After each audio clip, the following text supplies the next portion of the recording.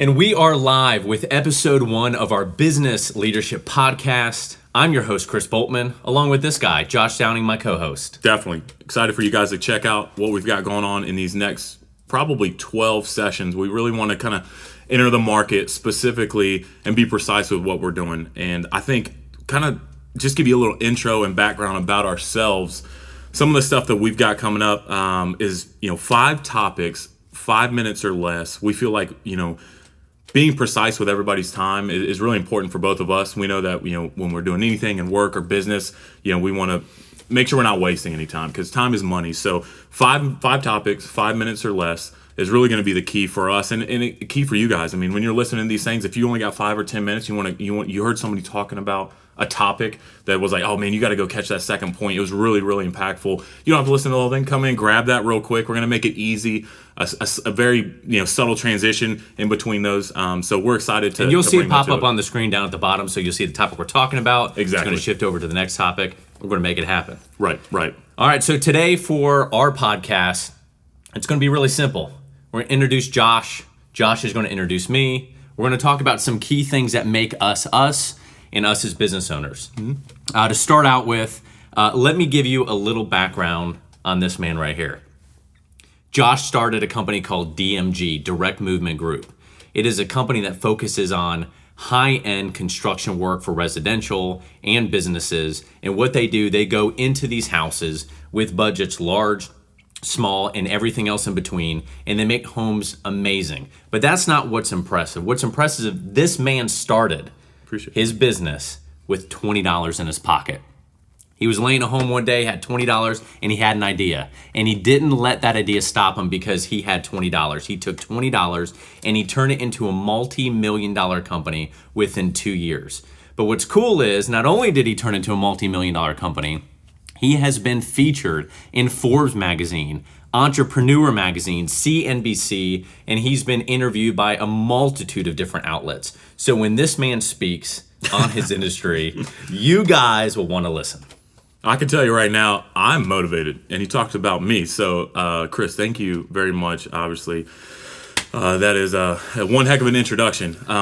Really what we're just trying to do for you guys is just provide validation for the space. Like Chris said, he's telling me a little bit about what I brought to the construction industry and how I've approached business. Really just kind of jumped into it for the longest time. I was looking for a partner to join up with, and I finally got that guy in Jason. Jason is my construction partner. I handle the front, he handles the back. And, I said, look, if somebody partners with me, I know we can do great things. I knew I couldn't do it myself. Very similar to this podcast, I couldn't do it myself, and I wanted to align myself with a like-minded individual that was really going to take me to the next level. And Jason was that guy, and it really has been a perfect match. And so I'm excited to share with the audience and everybody about those experiences. I think I've failed a whole heck of a lot, and we've succeeded in some things. And so I want to outline those things. But a little bit more about what Chris has done on the opposite end of the spectrum. Everything I feel like is derived in this industry right now across the board with technology. If you're not doing something with technology in your business, you're way behind. And so Chris being the guy that he is with the media space that he's done, he started his company Boltman Media in 2006. And within a short amount of time, he was able to get such large contacts as like the Tebow Foundation, Governor George Pataki, I think I said that right, and another great guy, Eric Mentek. So there's all these big names that he's been able to work with, and you're probably thinking, how did he get in contact with these people?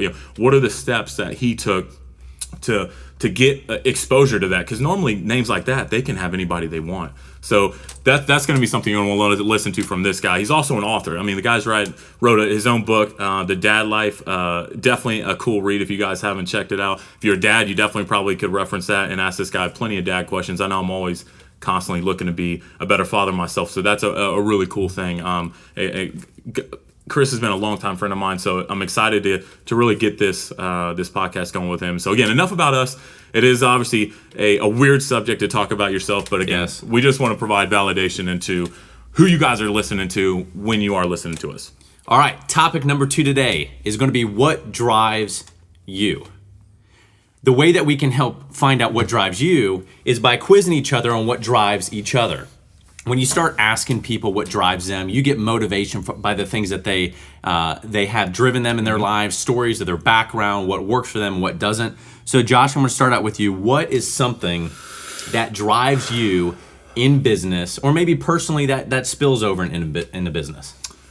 I would say for me, having a strong father figure that was extremely successful in business has been one of my, single motivations in life. Is, this guy is, your father's your hero, right? Everybody wants to be like your father, no matter if he's successful or not. It's just, that is who you look up to. And so being that he was such a dominant and still prominent figure in the construction space, everywhere I kind of went, like, oh, you're Mark's son. Oh, you're Mark's son. And so I kind of wanted to really make him proud and do something in his industry, but do it the way I would do it, right? And I felt that DMG was going to allow me to get into that space. And so I would say for me, he is probably the single biggest driving force for my success, is to just constantly make him proud, and just at the end of the day, him look back and just say, wow, you've really done something cool. I'm excited and just can't believe that, you've done this. I mean, that's just kind of my little short synopsis of what drives me. That's good. For me, it's, as Josh said, I'm an author. I like to write stories. I like to tell stories. Yeah, definitely. He's got the voice for it. I mean, come on, this guy, if anything, if you guys just don't listen to this guy's voice, I'm telling you right now. Listen, I have practiced for 2 years to get my voice to a point where I could be on the radio. I'm not on the radio, but I am doing a podcast. That's perfect. So, That's perfect. It's Yeah, same thing. All right, so I have a story that talks about what drives me personally. Okay. It's something that I experienced when I was 18 years old. First year of college. I had a background in online marketing, even before college, which is why I'm still in it to this day. I was in college and I wanted to transition from, just a typical job to something into my industry to kind of kickstart my career.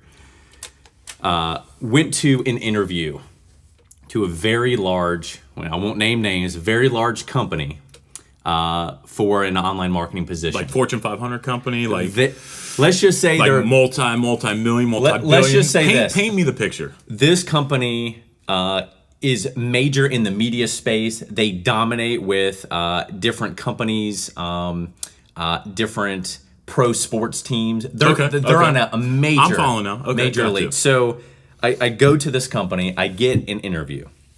I don't know who I'm interviewing with, but I go there. I'm sitting in the waiting room, and I'm 18 years old, and I'm sitting there, and like any 18-year-old, I'm looking at my resume, and I'm trying to go through all the talking points on things I really don't have because I have virtually no experience outside of the little bit that I have. Looking at my resume, I did have a year and a half of putting together some websites, and I was pretty good. What I did, but I didn't have the traditional 20 years experience. But what I did have was motivation to go try and get a job at a company like this. But with that being said, I was still scared, right? So I'm in this waiting room, and I'm looking through everything, fidgeting my hand, the typical, like you're top nervous. Floor, top floor, all glass, Modus type building. It was a standalone building. You go in there. There was games all around, slushy machines. Yeah, you're going. I mean, it was I'm amazing. getting excited. It was amazing. Not exaggerating. Okay. So I'm there waiting. A lady comes out and says, "They're ready to see you." Instantly, I get up, trying to turn my professional on. I get greeted by a guy who seemed very professional. Still didn't know who he was. He shook his hand and he said, "Hello, I'm such and such, and I'm the CEO of this company."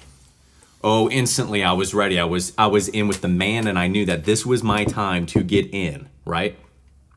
Go into his office. I sit down. He leans back into his chair. He's looking through my resume. And he says, not impressed.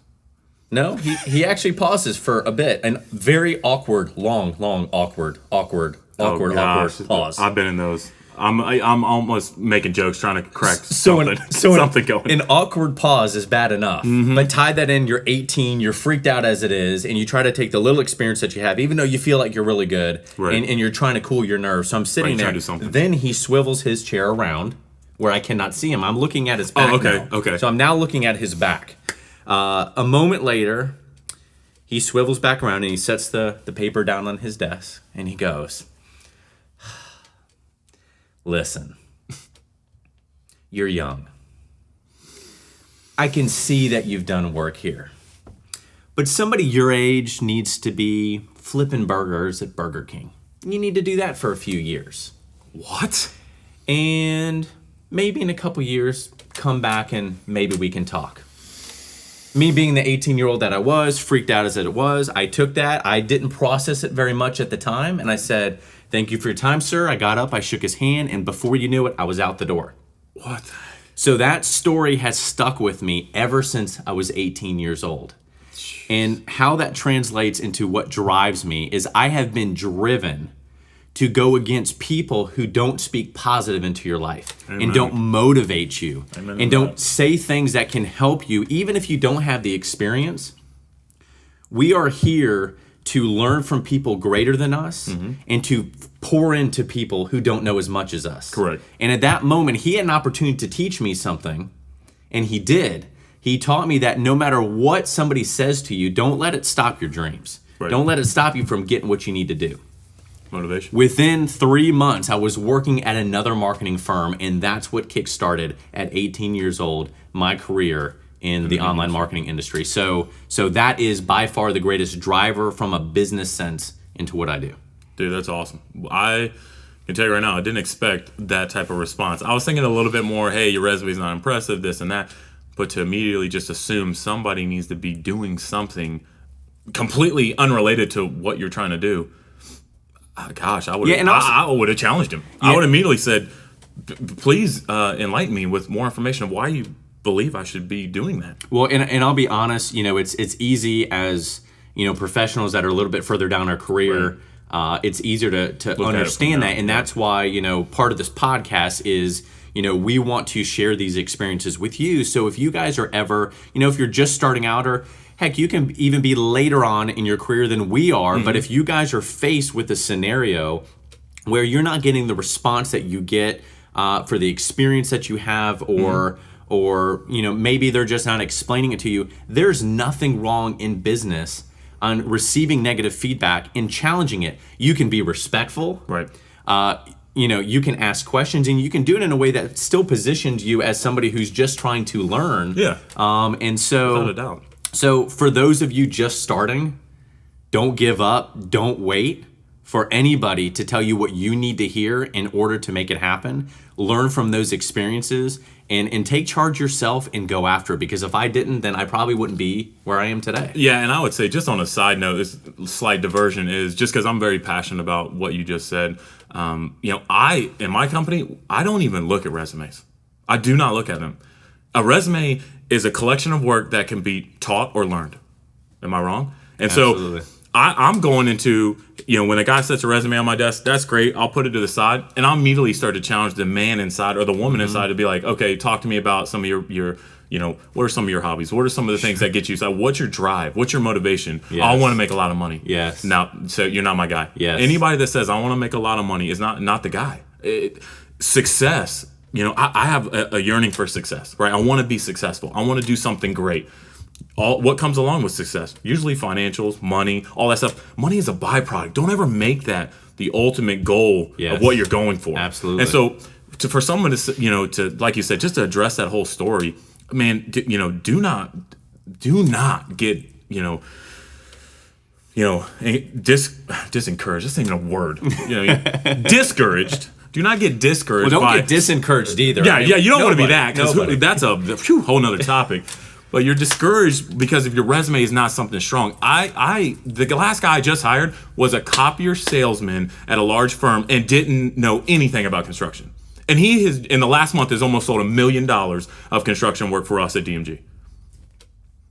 Now, if I would have looked at his resume, I'd be like, well, dang, you can sell the heck out of a P4967,000 with, tons of toner, removals. So what you're saying is at the bottom of everything is relationships. It's all day. It's relationships with a business owner to an employee to a coworker to a client. Definitely. We need to build great relationships all day to increase business, networking. Relationships are at the very foundation, the core of what our company does, and that's how we have been able to, we are a small company. Yeah. We are a very small team, but we have been able to break through and compete with larger firms. In fact, here's a funny story. Our relationships with some of our bigger clients, there was one client who I won't name, competed bid out a project that I competed with the same firm of the CEO who turned me down, and we actually That's awesome. beat out them. That's awesome. For the project.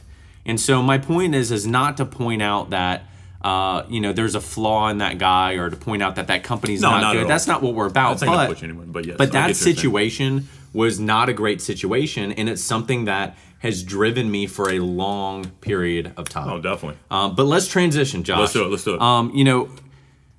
We started this podcast, to not just focus on us. This first podcast is more of an introduction, so you guys feel comfortable with who we are, what our background is, and how we communicate. But we want to make sure that you guys know everything about us. What drives us, but what scares us. Is there anything, has fear ever slowed you down?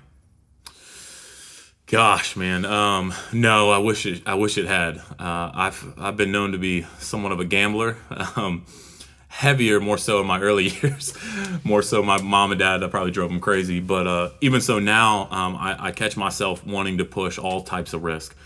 I wish I was probably a little bit more fearful. I think you really need to have a healthy dose of it, but not so much where it ever cripples you or stops you from going after what you need to do. But I think there's a good, healthy amount of fear that everybody should have. I wish I probably had a little bit more. I probably take too many risks, some people would say, which would lead to a lot of my failures. I probably have more than most because of the not having any respect for fear. So I'd say, find that median, what works for you. In every industry, you're going to have it. Construction is a very risky business. It's probably one of the most risky businesses you can be in. And so to have really no fear in that industry and just automatically trust everybody is a big thing that I'm now learning. Wow, I can't just go in there and just say, oh, sure, let's handshake on it. Sure. People want to take advantage of you. And so those are the things that I've had to pay the ultimate price because, one way or another, everybody pays for education. And right now, we've in this last year, we probably paid for it in about a six-figure sum of people, who we would have never thought took advantage of us. But would have had that fear put in place to say, you know what, we probably need to do this. First, need to have this contract signed. We need to have these things selected. So you're saying with this that there are two types of fears. There's healthy fears. Yes. And then there's fears that are debilitating, that'll slow you down in business and your personal life, really. Perfect. It's exactly what I'm saying. And I would say, looking at you in your situation, where has fear maybe crippled you? Where has fear, maybe stops you from achieving some big goal, or has it at all? I mean, are you just like me? Are you just running into the lion's den, so to speak, and trying to take everybody on?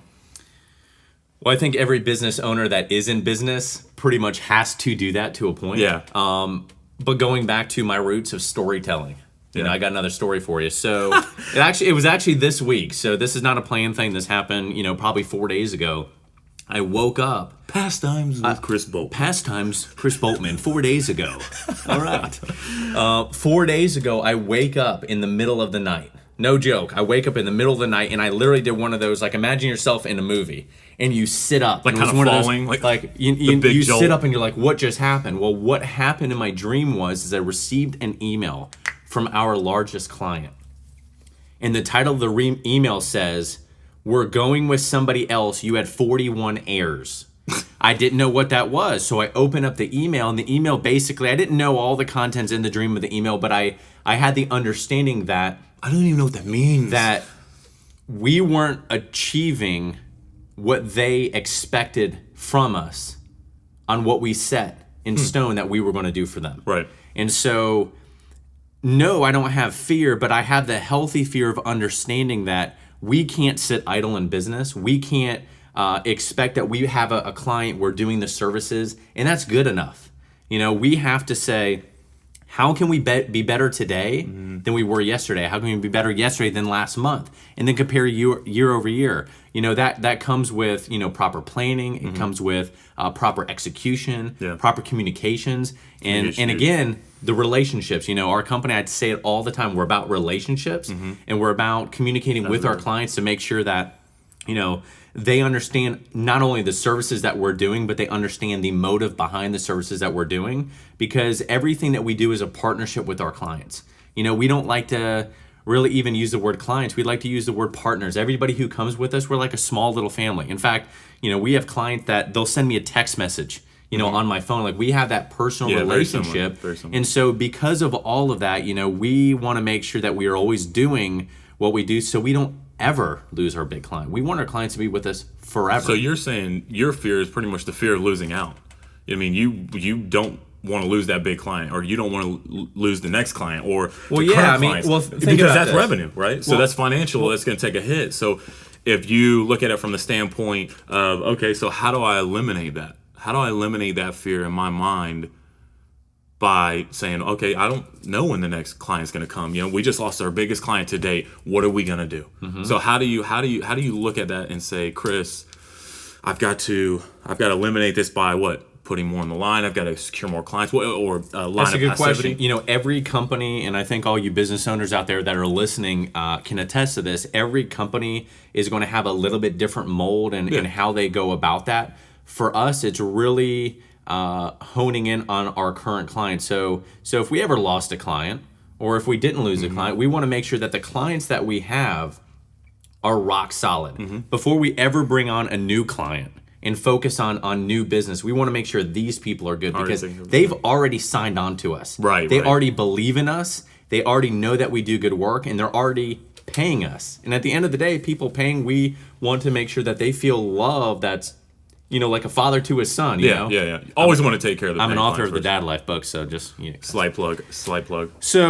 So yeah, I mean, we want to take care of our current clients. It's always going to be let's set up sales goals and all the traditional marketing, but before we do that, we focus on that, and then we set our sales goals. Cool. So it's our current clients first, always. Yep. No, that's good. No, it's a great point. Really, I don't, what business owner doesn't have a fear of losing clients? I know I was crippled by that in the beginning stages of getting up off the ground with D&G. Like you said, started with 20 bucks in the pocket. Every job we had, that was it. That what put food on my table. On the line. And I had to continually work to secure what was already in the line, and then also secure the next one. So I could definitely relate to having fear in that area. And I think we'll talk about that in upcoming episodes of like how to overcome a lot of that stuff with securing different websites, lead generation, SEO, word search, where you just always know that next one's coming. You know what I mean? Absolutely. So definitely. Absolutely. All right. So this podcast, Titans of Work, we chose this name because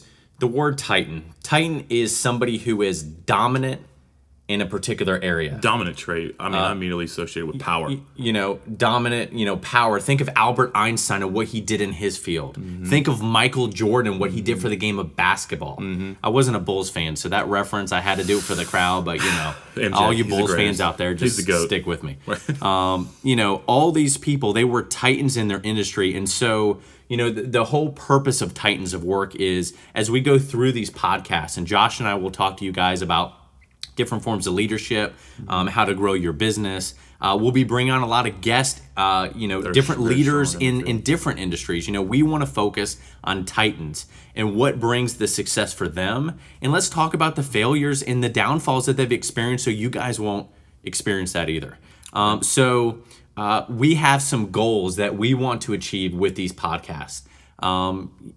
They may be general, they may be specific, but we're going to go through just a couple different goals so you guys know what to expect as you continue listening on. Yeah, for sure. Why don't you go ahead and give a goal for you? I'll give one. We're going to go back and forth. I know one thing that I immediately came to mind was, I want to make a difference in somebody's business by some of the successes and failures that I've had. If it's something that keeps you from, making the same mistake as I did, then great, because that's going to directly affect your bottom line, which is going to allow you to hopefully keep more money in the business. Absolutely. So I think that that's one of the big keys for Wait, me. you need money for business? Just a little bit. I mean, money? you can try and run it the way I did it, but I would not suggest a get stick. $20 may be good for starting it, but it's not good for running and continuing Yes, it. good Lord, yes, So- yes. So, and I'd say another thing is, I'd love to create more wealth, kind of on that same topic, create more wealth for our listeners. And by that, throwing out topics that might make sense for your business, for, business, not just in construction, but whatever you're in. If you're a photographer, if you're, working at, Merrill Lynch, whatever it is,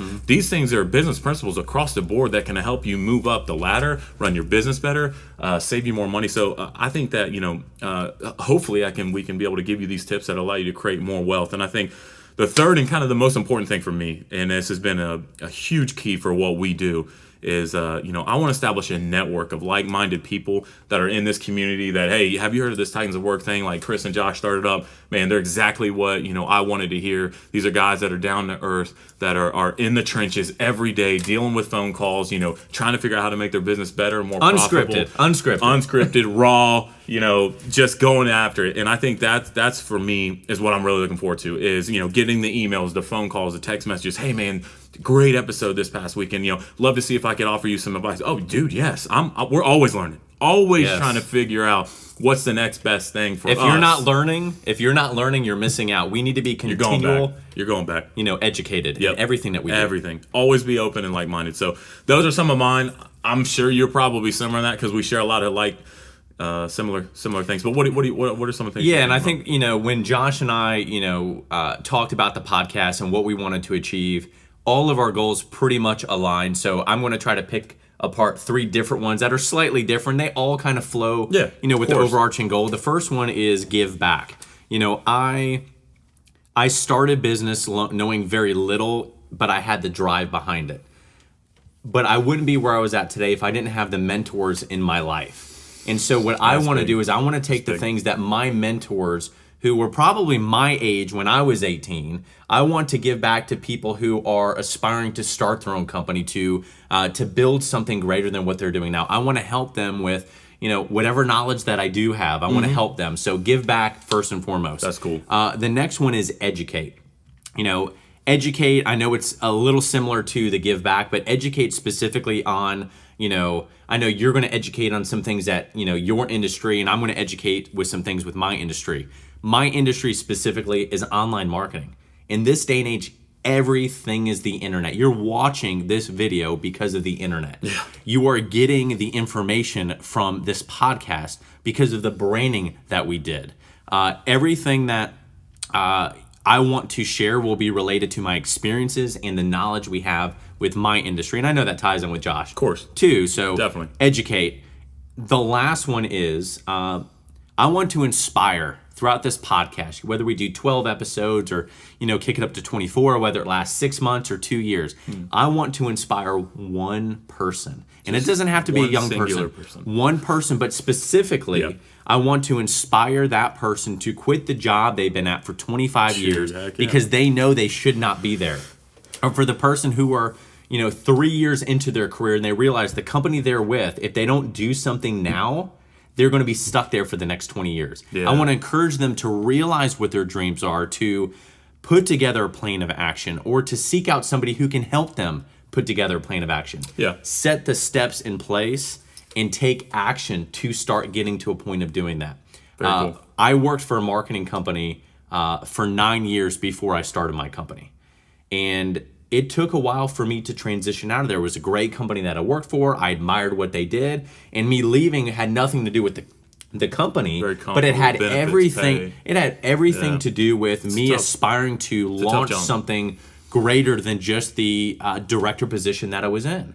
And so, that fear. It goes back to the mentors on the give back. It goes back to the education on what I learned. Like, I needed all of these things in addition to the things Josh said. I needed these things in order to make the jump. Right. So if one person can write me throughout the entirety of this podcast and say, I made the jump because of the inspiration we talked about on this podcast, that'd be awesome. Game over, done. Yeah. Let's wrap up shop. Take it. I'm good to go. Right. I love it, man. That's awesome. Just to touch on that, you get me excited thinking about my previous years, how I used to, was just so unhappy to go to work. I was working for multiple different companies and, thought either management wasn't in line with my vision for what I had or the dreams that I had. And I just... Was it more the companies you worked for, or was it more just you had this drive? It was just inside of me. I just felt like, things could be done better and no one would listen to the guy at the bottom. Mm-hmm. And I'm like, I'm a guy that now running my company, I don't care if the guy sweeping my floor comes in and says, hey, man, I'm listening to it. Doesn't mean you always have to apply it. Sure. But at least listen. That's the number one thing. If you want to be a great leader, you have to listen. And so going back to all that, just trying to say to wrap up real quick is that, I finally made that jump and I have not since felt like I worked. I don't. That is the single greatest thing for me is that I don't feel like every morning I wake up and going to work. Mm-hmm. Doesn't mean that you lose, sleep or you're not stressing, or things Sure. aren't tough. Sure. It just means you no longer feel that you have to be somewhere, at a certain time and meet some, certain point to, whatever it is. Hey, where's my TPS reports? You know what I mean? It's like, nobody like that is hanging over. And that, to me, has just been the biggest single greatest thing ever. And I'm so excited to really share a lot of that on this podcast. And I think one of the last topic points that we want to talk about is, what is the biggest business mistake you've ever made? And sweet Lord, I know I've got a bunch. But let me shoot it to Chris. I've got one. I've got one. This one's he's simple. quick on the trigger, too, so he already knows. He's probably only got one. I have we have this computer here. We've got some bullet points. It's not well scripted, a few things here. In fact, Josh just says, wing it, son. So he doesn't know what he's about to say. He kicked it over to me because he's going to think on that for a second. But while he's doing that, I'm going to tell you a very basic one. And it ties into everything I just talked about. My biggest business mistake, that will be now until forever, will be not starting my business sooner. Whether it was a lack of, I was too slow in the preparation, or I didn't plan quick enough, or whatever, I regret not doing it sooner, because I could have had the feeling of waking up and not feeling like I'm working, like you just said. Right. Helping clients, which I love to do, and ultimately building the relationships that I'm doing. Yeah. Everybody listening out here, you guys, we all want to achieve the same thing. We want more money in our pockets. We want to wake up every single day and we want to be excited and passionate about what we do. And we want to work with people that have the same vision as us. They have the same goals as us and the same motivation as us, Easy. And so my biggest mistake was simply not taking action. And so I want to encourage you, as you watch all of these podcasts, whatever we talk about, you have to take action with everything that you do. You can't be scared. Don't let fear hinder you from the next step that you need to take, whether it's business-wise, whether it's on the personal side. Everything leads to the same thing, which is forward motion in your life. And today, I want to encourage you, make it happen. Yeah. What about you? Biggest fear? Man, biggest business mistake that I've ever made. Gosh, there's a bunch of them, and more so pertaining to DMG right now. I could go through a list of them, and you guys would be like, "Why did you do that? Why?" I can tell you right now, bad move. But you get in to business, you get excited, and you think it's the right move for you at that time, and it isn't. But I'd say one in particular was early on. I felt like I could just jump into a business because my father did it, right? Construction. Oh, well, he's done it forever. I can just get in it. And so I started my first company. A lot of people probably don't know about it, but it's called HD Construction. 2010, it was just me. Horrible time to start a construction company. The economy was still trying to rebound at an ultra low from the crash. And for some reason, I thought, hey, might as well give it a shot.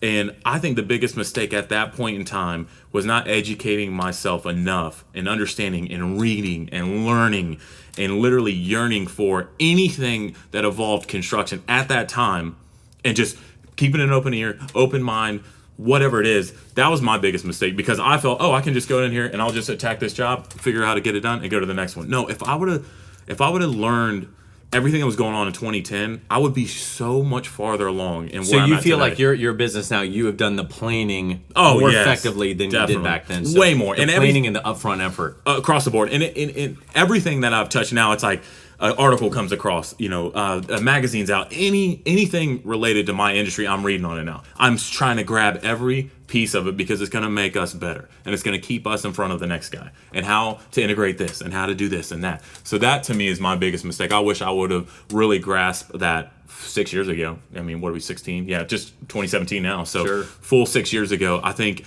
DMG would have been probably open sooner. We would have been bigger and better than we are now. But, everything happens for a reason. Wouldn't change it. Absolutely. And so now we're just here to talk about here on this podcast. Absolutely. So there we have it, our first 5 topics, our segments that we're going to be breaking down. Each and every show, we're going to pick 5 subtopics on the overall topic that we'll be discussing. Today was a little introduction, so you can get to know Josh Downing, know myself, Chris Boltman, a little bit better. Going into the next few podcasts, we're going to be planning out different things in business leadership. We want to hear your feedback. With that, we have a website, titansofwork.com. You can see it on the screen here. You'll see it around this video, up, above, below, somewhere. We'll put it somewhere on this video. We don't really know. Everybody just point. Go there, add your email address.